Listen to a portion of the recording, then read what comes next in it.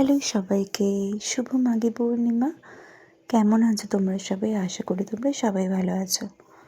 দেখো, মাঘী পূর্ণিমার দিন তো রাম ঠাকুর, আমাদের গোপুসোনা, সব ঠাকুর মা তারাও খুব সুন্দর করে সেজে উঠেছে। আর ওই দেখো যে 5 ফল দেওয়া হয়েছে, সেই রাম ঠাকুরের পাটা থেকে ডোডো কিন্তু কমলা লেবুটা তুলে নিয়েছে। কী বলবো বলো? তো আমি তো ভয় পাচ্ছিলাম, বললাম যে পূর্ণিমার মধ্যে বাটা থেকে ফল তুলে নিল। তো বাবা বলল যে ও তো বাচ্চা, বোঝে না, তো ঠাকুর কিছু ভাববে না।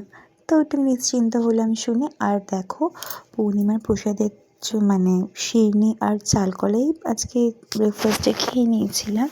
আর ওদিকে কিন্তু সম্রাটের দাঁত তোলা হয়েছিল, তো দাঁতের সেলাই কাটতে গিয়েছিল, তো সেই পথে সকালের দিকে একবার এসেছিল। আর ও তো বাবাকে দেখে ওর আহ্লাদের শেষ নেই।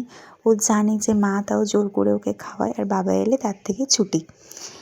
যাই হোক, বিকেলে কিন্তু দেখলাম ডাইপার আর দুটো আছে। ব্লিঙ্কিট থেকে ডাইপার আর ওয়াইপস অর্ডার করে দিয়েছিলাম। তারপরে কিন্তু দেখো, সম্রাট আবার এসেছিল সন্ধ্যের দিকে, একটু রেডি হয়ে নিয়েছিলাম, রাস্তায় যাওয়ার ছিল একটু।